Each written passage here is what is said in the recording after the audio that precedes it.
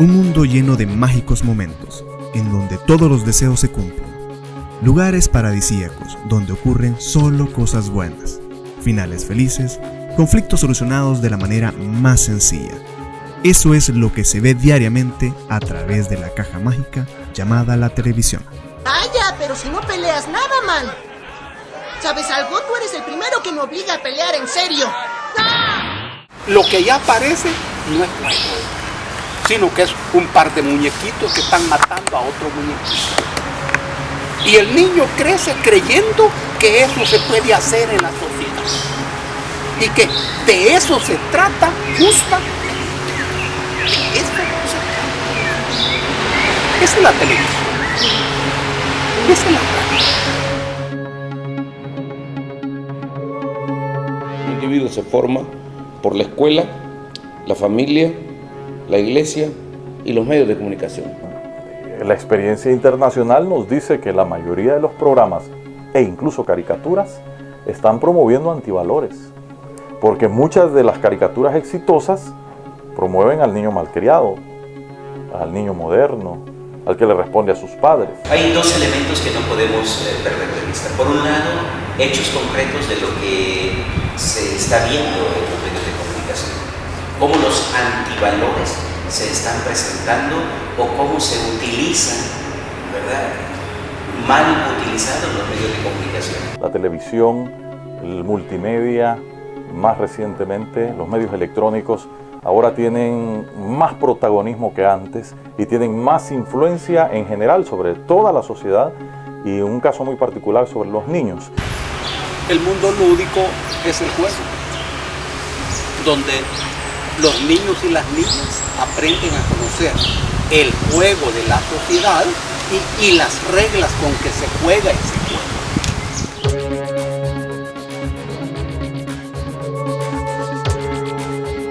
La Dirección de Espectáculos Públicos es una dependencia del Ministerio de Gobernación encargada prácticamente de evaluar, clasificar y monitorear las cintas cinematográficas, los programas de televisión y programas radiofónicos, siempre señal abierta, por supuesto, y espectáculos nacionales e internacionales, con el objetivo de garantizar la salvaguarda pues, de la salud mental de la niñez y adolescencia, en consonancia, por supuesto, con los derechos de la mujer.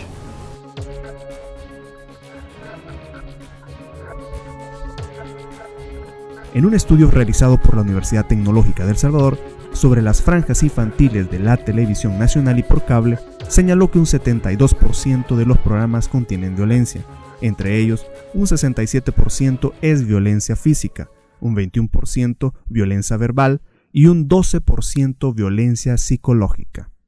Aquí es importante considerar que los medios de comunicación están dosificados por horarios y por temáticas, pero llega un momento en que incluso los mismos programas infantiles tienden a tornarse canales de contenido altamente o violento de sexualidad explícita en los mismos canales y en la misma sintonía que los niños están acostumbrados a ver sus programas. Yo estuve en una gran consulta nacional que se hizo desde el Ministerio de Educación, concretamente dirigida por el Consejo Nacional de Educación, para hablar de las causas y las posibles soluciones que tenían la crisis de violencia. Y llegamos a la conclusión que vivimos en El Salvador en un clima de violencia por la transmisión de contenidos violentos y la elevada cobertura y exposición de hechos de violencia en los medios de comunicación. Entonces, los medios de comunicación son formadores. Porque se han convertido en más protagonistas incluso que los padres, que los maestros y que el Estado, que son los otros tres entes que deberían de tener protagonismo en el proceso formativo de valores de nuestros niños. Juega un papel sumamente importante, ya sea negativo o positivo. Si es positivo es porque están haciendo un gran impacto para poder prevenir la violencia y educar integralmente al muchacho. Pero lamentablemente en nuestro país, yo creo que muchos sin darse cuenta, como que vende más un acto de violencia que anunciar cosas buenas. De todos sabemos de que hay una crisis en nuestra sociedad de los padres, desintegración familiar, madres solteras, la migración hacia Estados Unidos. Todo eso ha hecho que los padres se descuiden de sus hijos. ¿Y quién está ahí para cuidarlos? La televisión. Toda esa cultura de violencia que el niño absorbe, de fuerza que el niño absorbe, la falta de información que el niño sufre, ¿es error? No, claro que no, porque esa es la filosofía del mercado, y que al mercado no le interesa educar al niño, no, le interesa simplemente que ese niño compre. Hablarle de Iron Man, hablarle del Hombre Araña, hablarle de los 5 superhéroes, o sea, para él es lo fascinante, camisetas y toda una cultura y todo un negocio en torno a esto. El mercado, el delito que comete es someter al niño a la dictadura de la moda y lo convierte en consumidor.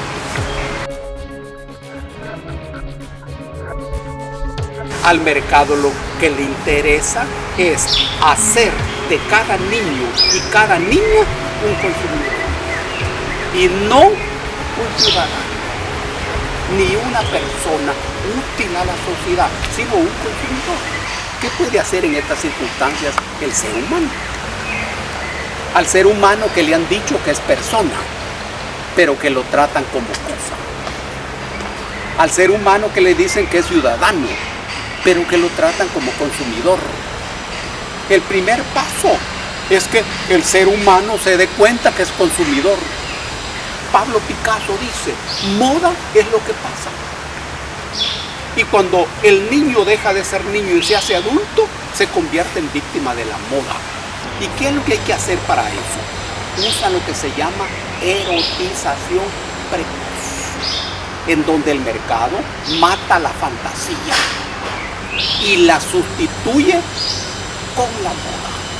Y de repente la niña tiene un sueño, zapatillos tacón alto. En ese momento ha muerto la niña. Esta es una tragedia. Eso es una tragedia. Porque esa muchachita es adulta antes de tiempo. Y entonces deja de ejercer como niña. Todos los antivalores que están ahí, ya no es la fidelidad, ya no es el matrimonio, la idolatría. ¿Cuántas cosas se están dando? ¿Y la iglesia qué hace, padre, en todo esto? Te hablan de que en este país casi el 94% somos cristianos, ya sea católicos o evangélicos. Entonces podemos marcar la diferencia, aún a pesar de que esta sociedad exponga demasiados contenidos de violencia. Debemos nosotros empezar a ser pacificadores y enseñarle a nuestra gente desde los valores de la Sagrada Escritura que se puede hacer contracultura en medio de un ambiente violento como este. Por un lado tenemos a todos los presbíteros predicando en los templos, muchas veces denunciando esto, invitando a los padres. Tenemos en los centros educativos cuántas escuelas católicas donde se está haciendo énfasis en las escuelas y en los colegios en los valores. En los lugares donde hay más pandillas y violencia, nosotros tenemos reuniones familiares que son una especie de células para donde los jóvenes van a predicarles a otros jóvenes. Por el otro lado, los obispos han hecho pronunciamientos como conferencia episcopal, han hecho pronunciamientos sobre este hecho. Tenemos también programas de reinserción de jóvenes que han estado vinculados en la pandilla. Esto lo tenemos ya desde hace 9 años, de tal manera que podemos nosotros ayudarle a que ellos reinventen su vida. Más de algún obispo ha tenido que hablar con propietarios de medios de comunicación para poder ver cómo se regula eso. Porque ellos, si hablamos de los propietarios de los medios de comunicación, es decir, no todos profesan el credo religioso cristiano católico, y a ese es una tara, ¿verdad? Entonces, ¿esto qué me van a decir a mí?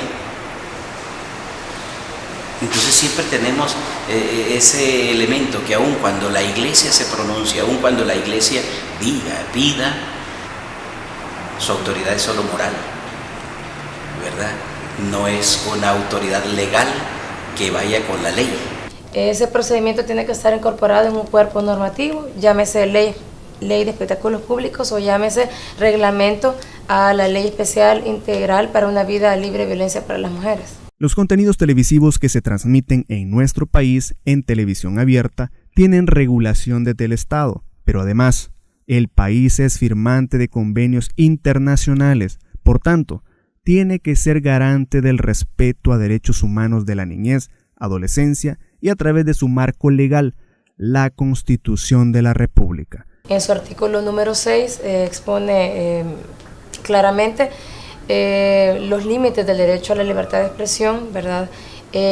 Abonados también, por supuesto, con lo que habla en su artículo número 3 la Convención Americana de Derechos Humanos, que habla de la existencia de este derecho, de la importancia de este derecho, pero los límites que este derecho tiene, ¿verdad? Que tiene que ver con el respeto a los demás y el respeto a la imagen de los demás. Es decir, el derecho que tienen todas aquellas personas que se hayan visto afectadas en su dignidad, en su honor, por alguna información inexacta o calumniosa que haya salido en algún medio, a que ese medio rectifique. En un país y en una sociedad donde los medios de expresión pertenecen todas a un sector muy pequeño de la sociedad. ¿Qué libertad de expresión va a haber en una sociedad donde los dueños de los aparatos son 2, 3 o uno solo?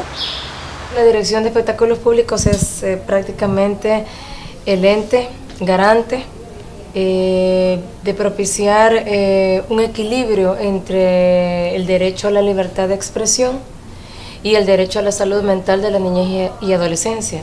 Y un niño y una niña tienen libertad de expresión en una sociedad como esta. La libertad de expresión se refiere a la libertad de emitir informaciones y opiniones. Se afecta la libertad de expresión si alguien quiere venir a cerrar el noticiero de Arpas porque no le gustan las noticias que salen en Arpas, o si alguien quiere ir a cerrar el noticiero de TCS porque no le gustan las noticias de TCS. Esa discusión se saldó hace 50 años en Estados Unidos y en Europa. El marketing y la publicidad no se puede medir con los mismos estándares de la libertad de expresión, porque la libertad de expresión se refiere a informaciones y a opiniones. No sé si me explico. No tiene nada que ver con violentar la libertad de expresión el establecer controles para la emisión de mensajes publicitarios, propagandísticos o de marketing. Para nosotros como Estado, el límite del derecho a la libertad de expresión debe de ser el respeto a la salud mental de la niñez y adolescencia, transversalizado por supuesto con los derechos de la mujer, los adultos mayores y las personas con discapacidad. Y vos decís, bueno, es que hay una ley. Sí, pero no hay ninguna política. Y las leyes en una sociedad como esta no valen nada en tanto no existe una política, porque es la política la que corre por la pena del aparato del Estado. Las leyes corren por la pena del derecho, pero el derecho no se cumple por sí mismo. Hay que hacer lo que se cumpla. Eso significa que, si bien es cierto, existe un mandato a nuestra dirección de poder regular a los medios de comunicación en el tema de la salvaguarda de los derechos de la niñez y adolescencia, y también existe una sanción específica que lo dice la Ley Especial Integral para una vida libre de violencia hacia las mujeres. Si bien es cierto, eso existe, lo que no existe es un procedimiento para llegar a esa sanción. Mecanismos como la figura del ombudsman para los medios o defensoría del público, como se llama en otros países, que son instancias que están monitoreando el desempeño de los medios, que los medios cumplan su código de ética, que respeten los parámetros que establecen instancias como la Dirección de Espectáculos Públicos. En el tema de cómo regular o cómo crear esa evaluación de contenidos, que nosotros hacemos hacia los medios de comunicación. Establecer el derecho de rectificación y respuesta es otro mecanismo. Garantizar la libre sindicalización de los periodistas y trabajadores de los medios es otro mecanismo. Es decir, hay una serie de mecanismos que podrían ayudar a democratizar los medios en su interior. La agenda, los contenidos, la participación, las prácticas mediáticas, etc. El problema tiene que ver con el papel del Estado y el papel del mercado. Por eso, para la sociedad salvadoreña, este problema que estamos empezando a hablar tiene que ver con toda la lucha para recuperar al Estado. Recuperar al Estado y amarrarle las manos al mercado para poner a este mercado al servicio de la sociedad y no la sociedad al servicio del mercado. El Estado, sabemos de que el Estado sigue siendo un Estado tímido, no tiene mayor protagonismo. Si no, veamos qué medios o qué campañas informativas o educativas hay.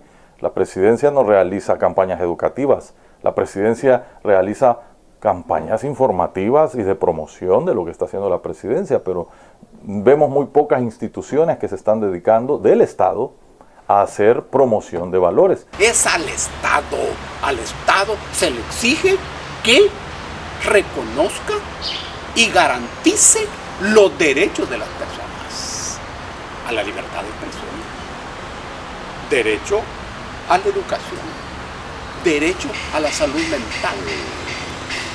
Si bien es cierto, a nosotros el Estado nos da una guía, es sumamente importante que nosotros conozcamos como personas los límites que como tales debemos de poner a las generaciones venideras. Yo trabajo para un programa que es eminentemente sensacionalista, que sale a las 9 de la noche y que casualmente mis principales televidentes y fans son niños y no es para niños. Lo que pasa es que el padre viene, se sienta, le encanta al padre, a la madre y a la abuela y hoy le encanta al niño. Hemos tenido que suavizar los temas porque sabemos que los ven niños y no es programación para niñas. ¿Y eso es problema de nosotros? No.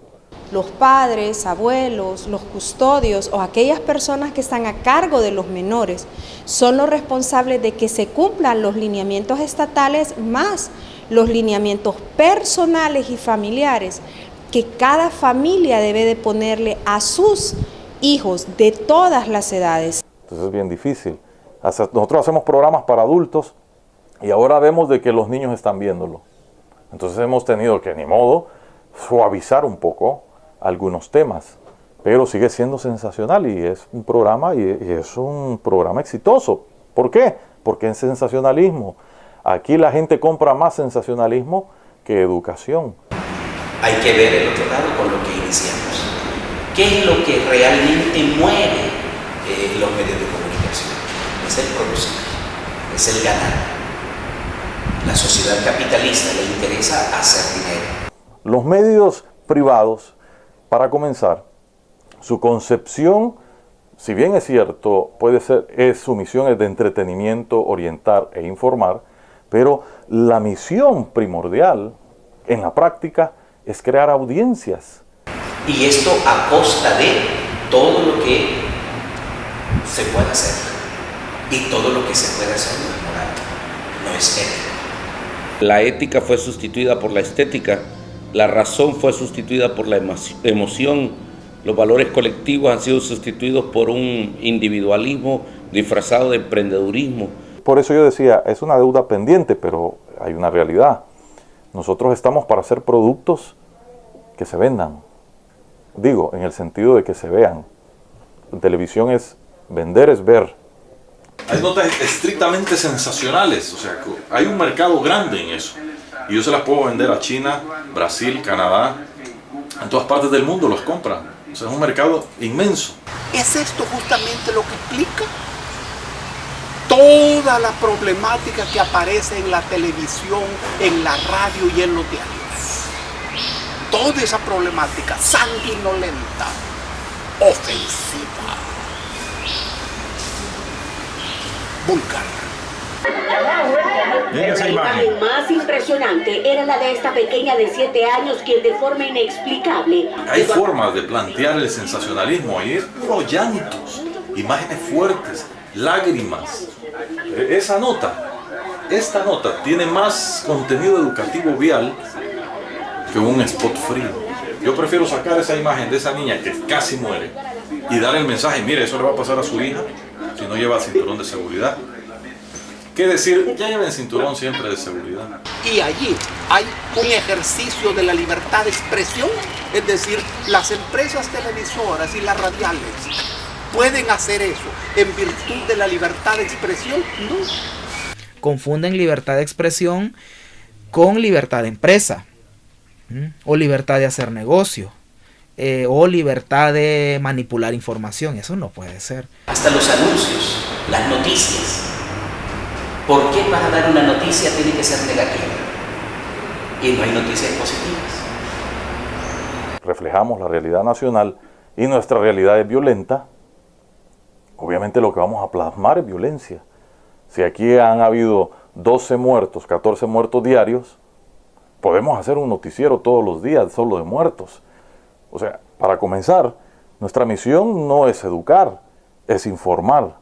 Yo me especializo en sensacionalismo. Yo manejo los dos temas. Manejo la seriedad y manejo el sensacionalismo. Hay sensacionalismo más puro, hay sensacionalismo medio, y están las noticias serias con elementos sensacionales. O sea, no es que no exista el sensacionalismo en las noticias. En todas está. En el año 2006 se realizó una campaña denominada Medios Unidos por la Paz, con la finalidad de normar entregas informativas relacionadas con la violencia, comprometiéndose a que las coberturas periodísticas no magnificarían los crímenes violentos, el sensacionalismo y tampoco transmitirían imágenes correspondientes a pandillas. Sin embargo, no obtuvo el éxito deseado. Medios Unidos se unieron y dijeron, los grandes medios dijeron, no vamos a poner contenidos fuertes. Y creo que pasaron 1 o 2 años y no disminuyeron los delitos. Entonces, la experiencia ha dicho de que hay esos esfuerzos de no poner, de no sacar, no ilustrar, ¿verdad? Eso no da resultados. No da resultados. Para resumir, vamos a ver si lo puedo poner así.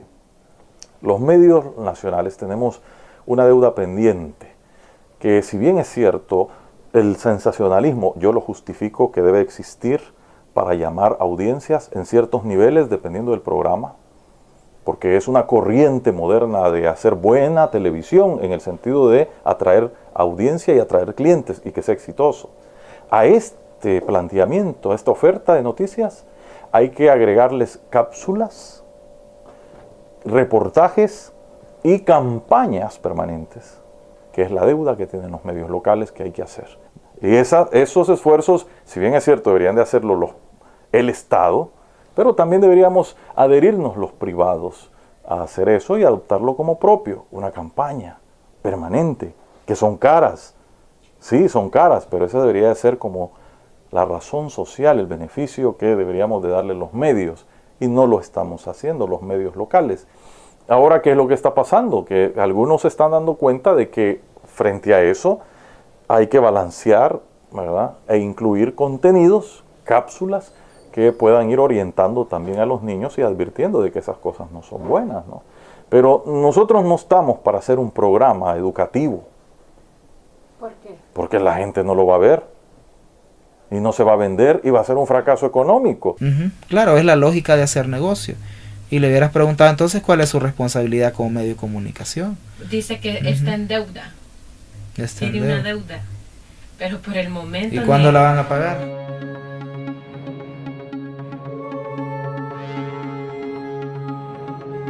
¿Qué vamos a hacer nosotros frente a ese panorama? Una es, pues, como estar condenando y diciendo estamos así porque ellos tienen la culpa, pero la otra es que nosotros asumamos la responsabilidad de ser una sociedad que abone a la pacificación. No hablemos de crisis de valores, hablemos de nuevos valores emergentes que probablemente no sean los que nosotros queremos. y por ende educar a este nuevo grupo social que va a tomar el guión de nuestro país próximamente depende de nosotros, no solo de lo que digan las leyes, sino de nuestra responsabilidad individual de pareja, como padres y como familia. Pero como decimos, la pérdida de valores, ¿a dónde empieza? Con la pérdida de la conciencia. Mientras las personas no tomemos conciencia de la necesidad que hay de cambiar, no se va a cambiar esto. Es grave el tema, pero está en manos de la gente. En manos de la gente. Y después en manos del pueblo. Pero antes del pueblo, la gente.